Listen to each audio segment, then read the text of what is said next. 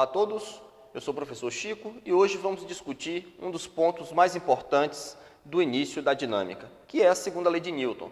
É através da segunda lei de Newton que a gente consegue resolver a maioria dos problemas que envolve problemas de blocos, interações entre bloco e corda, interações entre corda e polias, ou seja, é uma ferramenta fundamental para você conseguir caminhar nos exercícios principais, os primeiros exercícios de dinâmica.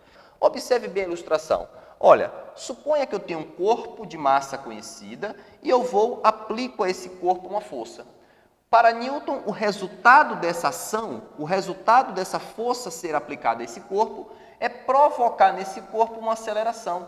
Porque nós devemos lembrar que a grandeza, a aceleração, mede o quanto está variando a velocidade. Ou seja, o resultado da ação de uma força é provocar uma mudança de velocidade. Uma mudança de velocidade é interpretada como uma aceleração.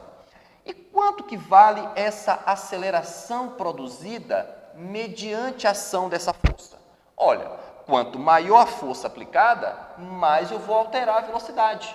Quanto maior a força aplicada, maior será a aceleração produzida. Então, essa aceleração é maior quanto maior a força.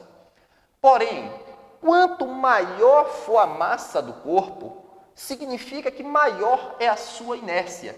Significa que maior massa, maior é a tendência dele ficar como está. Ou seja, pensando na primeira lei de Newton, quanto maior a massa do corpo, maior é a tendência dele permanecer no seu estado inicial.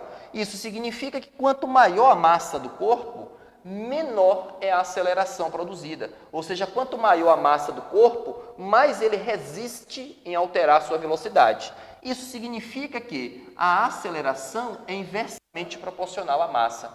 Quando você pega essa expressão multiplica em cruz, eu tenho que a força é igual a massa vezes a aceleração.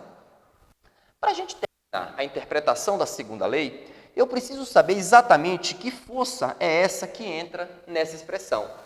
A força que entra nessa expressão não pode ser interpretada como sendo uma força única. Obviamente, se só tem uma força atuando no corpo, ela é aquela que entra nessa expressão.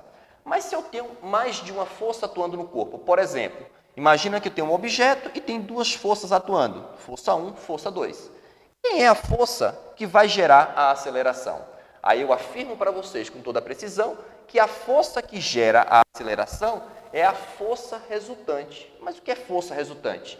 É a soma vetorial de todas as forças. Ou seja, numa situação como essa, onde eu tenho duas forças atuando no corpo, para eu saber a força que gera a aceleração, eu tenho de calcular a força resultante, que é basicamente somar esses dois vetores. E como é que eu somo esses dois vetores?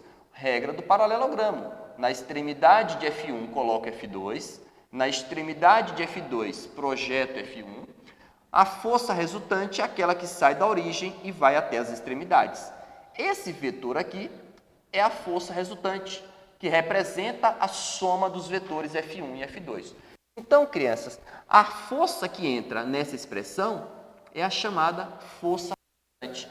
Quando só tem uma força, a força resultante é ela própria. Mas se tem mais de uma força, para eu achar a aceleração, primeiro eu devo determinar a força resultante. A força resultante é, então, a soma vetorial de todas as forças. Vale a pena a gente lembrar que se dois vetores, F1 e F2, fazem entre si um ângulo θ, o valor da força resultante é dado pela lei dos cossenos, que fica assim, resultante quadrado é quadrado do primeiro, mais quadrado do segundo, mais duas vezes o primeiro, vezes o segundo, que multiplica o cosseno do ângulo entre eles. Vale a pena você fazer uma revisão sobre soma de vetores, porque determinar a força resultante é fazer uma soma de vetores. Um outro detalhe importante é, já que estamos apresentando uma nova grandeza, força, vale a pena a gente lembrar como é que fica a unidade dessa grandeza. Observem bem que, para representar a unidade, eu vou colocar a grandeza entre colchetes.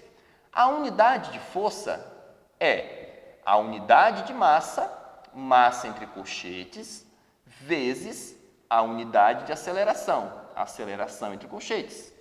A unidade de força fica, então, a unidade de massa é quilograma, é a unidade padrão do Sistema Internacional.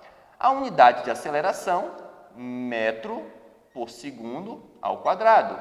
Essa é a unidade de força escrita em termos das suas unidades primitivas. A unidade de massa, a unidade de comprimento e a unidade de tempo. Essa combinação de unidades resulta na unidade derivada, que será chamada de Newton. Então, o que significa o Newton? O Newton corresponde a 1 quilograma vezes 1 metro dividido por segundo ao quadrado. Então, no Sistema Internacional de Unidades, a unidade de força é o Newton, que em termos das unidades primitivas fica assim escrita. Essa foi a dica de hoje. Muito obrigado a todos e até a próxima aula.